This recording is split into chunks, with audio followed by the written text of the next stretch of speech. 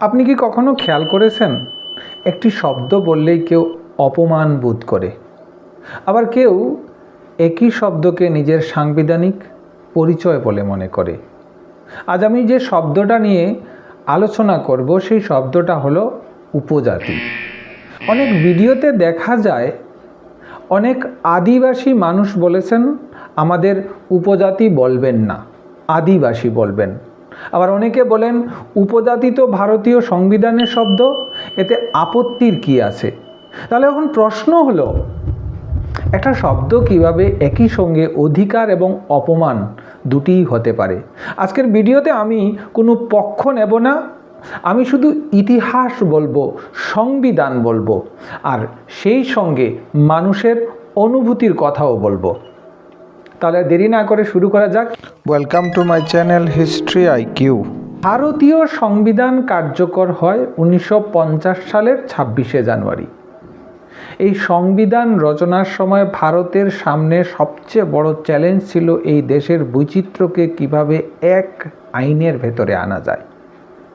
ভারতে তখন এমন এক জনগোষ্ঠী ছিল যারা শতাব্দীর পর শতাব্দী ধরে মূল সমাজের বাইরে থেকে গেছে। তাদের শিক্ষা ছিল না, তাদের জমির উপর অধিকার ছিল দুর্বল, তাদের রাজনৈতিক প্রতিনিধিত্ব প্রায় ছিলই না।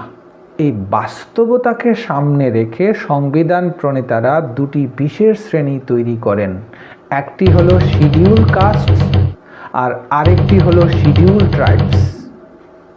এখানেই প্রথমবারের মতো আইনগতভাবে বা সাংবিধানিকভাবে শিডিউল ট্রাইব শব্দটি ব্যবহার করা হয়েছে। একটু খেয়াল করে দেখবেন, সংবিধানের কোথাও আদিবাসী শব্দটা নেই, সংবিধানে আছে শুধুমাত্র শিডিউল ট্রাইব। এর কারণ ছিল খুবই বাস্তব এবং প্রশাসনিক। সরকার চেয়েছিল এমন একটি শব্দ যার মাধ্যমে কিছু জনগোষ্ঠীকে চিহ্নিত করে তাদের জন্য বিশেষ সুরক্ষা, বিশেষ সংরক্ষণ এবং বিশেষ সুযোগ দেওয়া যায়। অর্থাৎ উপজাতি শব্দটি কোনো গালি হিসাবে তৈরি হয়নি, এটি তৈরি হয়েছিল অধিকার দেওয়ার জন্য। তাহলে উপজাতি শব্দটি হচ্ছে অধিকারের। কিন্তু এখানেই গল্প শেষ নয়, ট্রাইব শব্দটিরও একটা ইতিহাস রয়েছে। এই শব্দটি আসে ইউরোপীয় নৃতত্ত্ব ও সমাজবিজ্ঞান থেকে। ব্রিটিশ শাসনের সময় ভারতে অনেক পাহাড়ি বনাঞ্চলবাসী নিজস্ব ভাষা ও সংস্কৃতি সম্পন্ন জনগোষ্ঠীকে বর্ণনা করার জন্য এই শব্দটি ব্যবহার করা হতো। ঔপনিবেশিক অনেক দলিলে আমরা ট্রাইব শব্দটির উল্লেখ পাই। ব্রিটিশদের দৃষ্টিভঙ্গি ছিল ঔপনিবেশিক। তারা নিজেদের সভ্য বলে ভাবত আর অন্যদের দেখত পিছিয়ে পড়া হিসাবে। এই কারণেই আজও অনেক মানুষ মনে করে ট্রাইব শব্দের ভেতরে একটা ঔপনিবেশিক দৃষ্টি লুকিয়ে আছে। স্বাধীন ভারতের সংবিধান যদিও এই শব্দকে সম্পূর্ণ নতুন অর্থে ব্যবহার করেছে, তবুও শব্দের পুরনো স্মৃতি অনেকের মনেই থেকে গেছে। এখন প্রশ্ন আসে, উপজাতি শব্দের প্রকৃত মানে কি? সংবিধানের চোখে উপজাতি মানে এমন এক জনগোষ্ঠী নয় যারা কম সভ্য বা কম উন্নত। সংবিধানের চোখে উপজাতি মানে এমন জনগোষ্ঠী যারা ঐতিহাসিকভাবে বঞ্চিত ছিল, যাদের সামাজিক ও অর্থনৈতিক সুরক্ষার প্রয়োজন ছিল এবং যাদের নিজস্ব সংস্কৃতি ও সামাজিক কাঠামো রয়েছে। এটা একটি প্রশাসনিক শ্রেণী, মানবিক শ্রেষ্ঠত্ব বা নিচুতা নির্ধারণের মানদণ্ড নয়। আমি আবার রিপিট করছি, মানবিক শ্রেষ্ঠত্ব বা নিচুতা নির্ধারণের মানদণ্ড নয়। এখন আসি উত্তর পূর্ব ভারতের প্রসঙ্গ নিয়ে। উত্তর পূর্ব ভারত হলো ভারতের এমন একটি অঞ্চল যেখানে উপজাতীয় বৈচিত্র্য সবচেয়ে বেশি। এই অঞ্চলে আজও আনুমানিক 2 শতাধিক উপজাতীয় জনগোষ্ঠীর বসবাস। নাগা, মিজো, খাসি, গারো, কার্বি, তিপ্রা, রিয়াং, হালাম, জামাতিয়া, নোয়াতিয়া, কলই, খাসিয়া আরও অনেক। এই নামগুলি শুধু জনগোষ্ঠীর নাম নয়, এগুলি প্রত্যেকটার আলাদা আলাদা ইতিহাস রয়েছে, আলাদা ভাষা রয়েছে, আলাদা সমাজ ব্যবস্থা রয়েছে। অনেক ক্ষেত্রে এই সমাজগুলিতে জাতিভেদ নেই, উচ্চ নিম্ন বিভাজন নেই, কিছু পিতৃতান্ত্রিক, কিছু মাতৃতান্ত্রিক। এই সামাজিক সমতা তুলনামূলকভাবে বেশি। এই জায়গাতেই জাতি আর উপজাতির মধ্যে পার্থক্য স্পষ্ট হয়। জাতি বলতে আমরা সাধারণত ভারতের ঐতিহ্যবাহী বর্ণভিত্তিক কাঠামোকে বুঝি। জাতি পেশাভিত্তিক, জাতি জন্মভিত্তিক এবং জাতির ভেতরে থাকা স্তর বিন্যাস। কিন্তু উপজাতীয় সমাজে এই ধরনের বর্ণভিত্তিক স্তর সাধারণত নেই।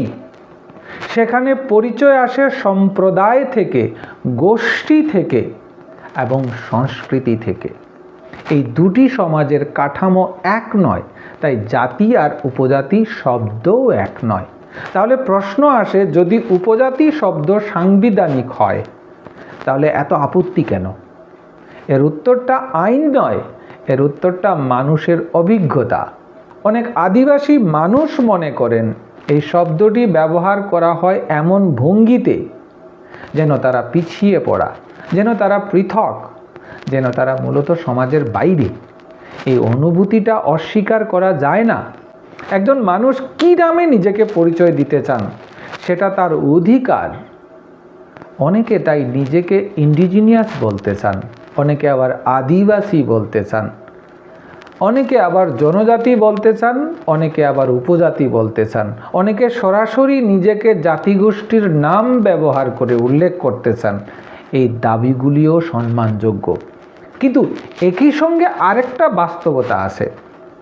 ভারতীয় সংবিধানের সমস্ত অধিকার, সংরক্ষণ, শিক্ষা, চাকরির সুবিধা, রাজনৈতিক প্রতিনিধিত্ব সব কিছুই আজ আইনগতভাবে শিডিউল ট্রাইব পরিচয়ের সঙ্গে যুক্ত। সংবিধানের শব্দ বদলানো মানে শুধু একটি শব্দ বদলানো নয়, পুরনো প্রশাসনিক কাঠামো বদলানো। এই দ্বন্দ্বটাই আজকের বিতর্কের মূল বিষয়। তাহলে প্রশ্ন দাঁড়ায়, উপজাতি শব্দ কি ঘৃণার শব্দ? না, শব্দ নিজে ঘৃণা নয়। ঘৃণা আসে ব্যবহারকারীর মনোভাব থেকে, ব্যবহারকারীর ব্যঙ্গাত্মক চিন্তা ভাবনা থেকে। আপনি যদি সম্মানের সঙ্গে বলেন তাহলে উপজাতি শব্দটি অধিকার ও ইতিহাসের পরিচয়। আপনি যদি তাচ্ছিল্যের সঙ্গে বলেন তাহলে যে কোনো শব্দই অপমানের মনোভাব প্রকাশ করে এবং অপমানকর হয়ে ওঠে।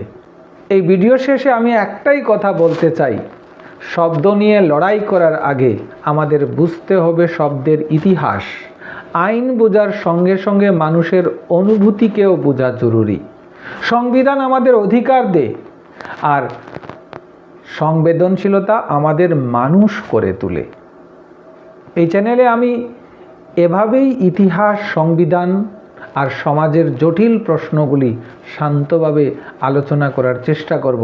আপনার মতামত কি? আপনি উপজাতি শব্দটিকে কিভাবে দেখছেন? কমেন্টে আপনার ভাবনা লিখুন। আর অবশ্যই ইতিহাসে এবং সাংবিধানিকভাবে উপজাতি শব্দের যদি আপনি ব্যাখ্যা পেয়ে থাকেন, ভিডিওটা লাইক করুন, শেয়ার করুন, আর অবশ্যই চ্যানেলে নতুন হলে সাবস্ক্রাইব করুন। এই ধরনের আরও অনেক ভিডিও পেতে চ্যানেলটাকে সবসময় দেখতে ভুলবেন না। নমস্কার, হিস্ট্রি আইকিউর তরফ থেকে।